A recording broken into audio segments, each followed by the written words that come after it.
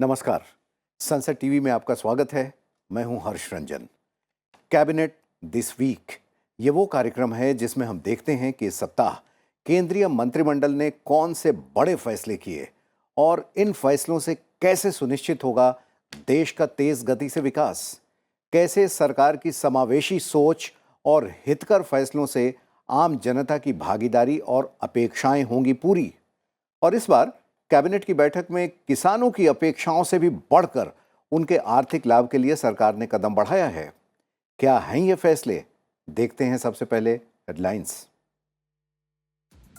दिवाली से पहले केंद्र सरकार का किसानों को बड़ा तोहफा। साल 2023-24 के लिए रबी की सभी फसलों का एमएसपी यानी न्यूनतम समर्थन मूल्य बढ़ाया गया। किसान अब पहले से काफी अधिक कीमतों पर बेच सकेंगे अपने अनाज।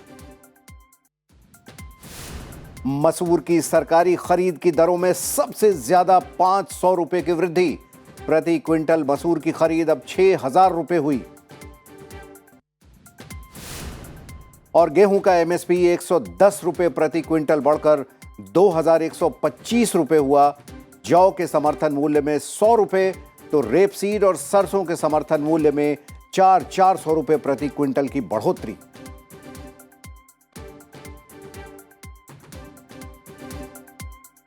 देश के किसानों में खुशी की लहर है क्योंकि केंद्र सरकार ने 6 रबी फसलों के लिए न्यूनतम समर्थन मूल्य बढ़ा दिया है।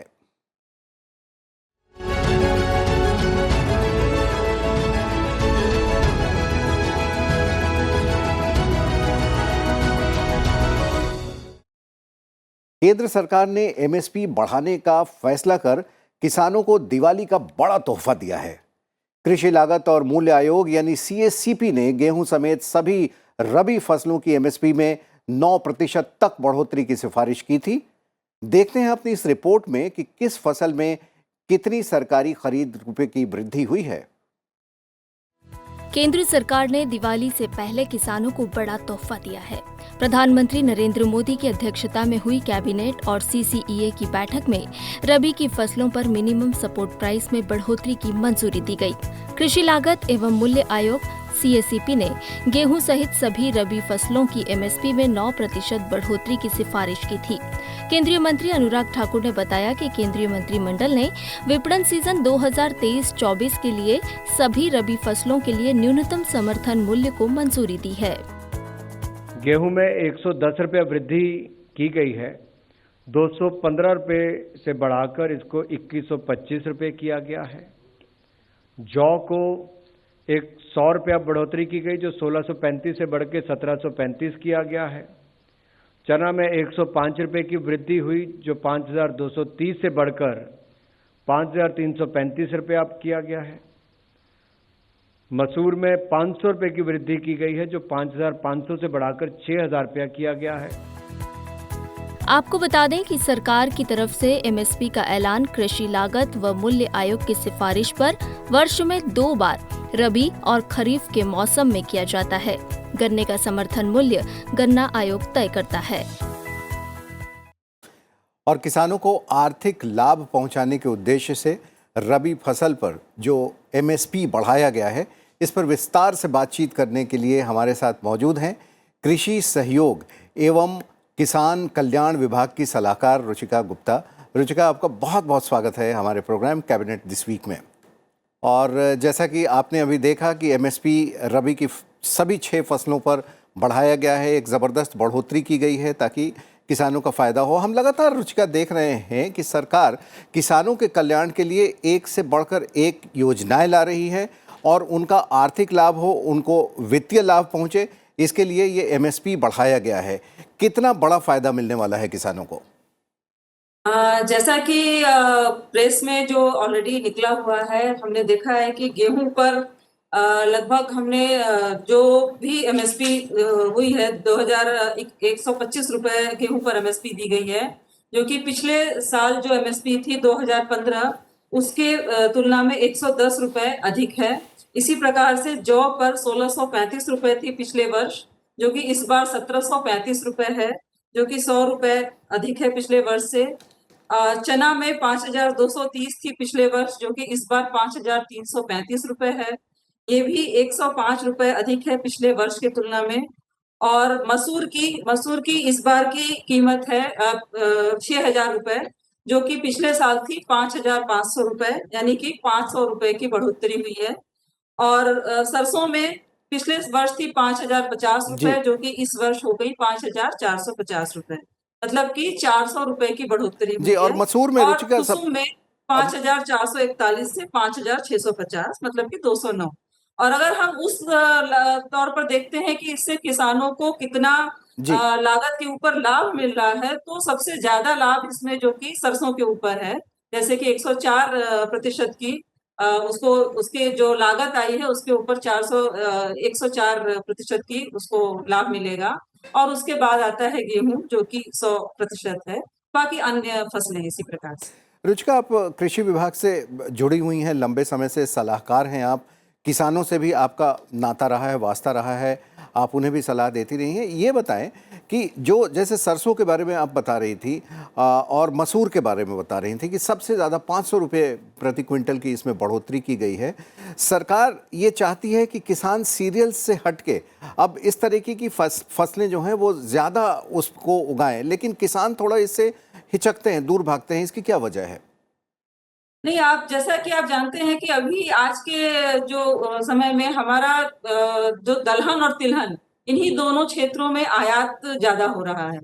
और दलहन में अगर हम देखें तो पिछले 3-4 वर्षों में काफ़ी वृद्धि हुई है। हमारा जो प्रोडक्शन उत्पादन है, वो काफ़ी बढ़ा है। तो उसको ही बढ़ावा, जैसे मैं मसूर में आप देखेंगे तो मसूर जितना भी हम आयात करते हैं दालों का, उसमें सबसे ज़्यादा मसूर करते हैं। तो इसी वजह से जो मसूर की इस बार जो हमने ये बढ़ाई है एमएसपी, जो कि 500 रुपए है, तो ये एक तरीके से एक हमारी पहल है, जिससे कि सरकार, ये किसान जो है इसको इसका उत्पादन करे, इसके एरिया में वृद्धि हो और इसका उत्पादन करें, जिससे कि हमारी आत्मनिर्भरता इन पर बन जाए। और जो है कि मतलब कि जो कि आयात है, आयात कम से कम हो। इसी प्रकार से जो कि हमारा तिलहन में आप देखेंगे, तो तिलहन में काफ़ी हम डिपेंडेंट हैं आयात के ऊपर। तो एक कोशिश है कि तिलहन में भी हम अपना प्रोडक्शन बढ़ाएँ, जिससे कि हम आत्मनिर्भर बन सकें। जी, बिल्कुल।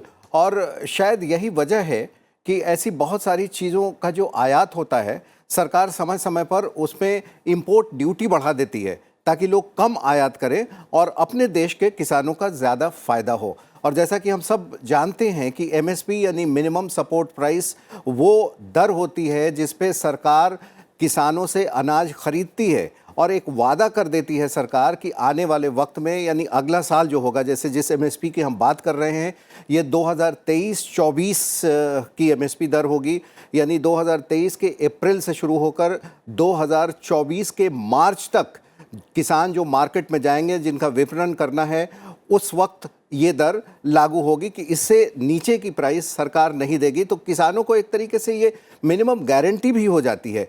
रुचिका, आप ज़रा समझाएं कि ये पूरा चक्र कैसे चलता है। अभी बुआई चल रही है, फिर कटाई होगी, फिर उसको मंडी में लेके जाएंगे या सरकार खरीदने वहाँ खुद पहुँचती है, पूरा चक्र क्या है?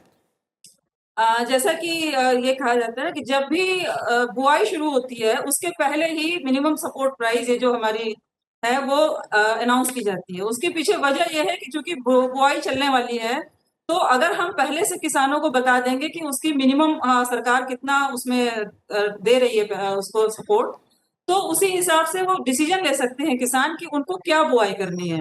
तो अब जैसे रबी की बुआई अभी अक्टूबर नवंबर से शुरू होगी। नवंबर से बेसिकली आपकी गेहूं की जो बुआई है वो शुरू होगी।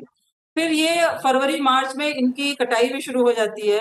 तो उसी हिसाब से ये कहते हैं कि जब इनकी कटाई हो जा का सीजन आता है फरवरी मार्च में, उसके बाद अप्रैल से ये जो हमारी नई वाली एमएसपी है, इसके बेसिस पर प्रोक्योरमेंट स्टार्ट हो जाता है। वो प्रोक्योरमेंट अभी एफसीआई के थ्रू करते हैं, नेफेड के थ्रू करते हैं। तो जैसे गेहूं और चावल का तो बेसिकली एफसीआई के थ्रू ही किया जाता है। बाकी नेफेड के थ्रू दालों का और तिलहन का ये करते हैं।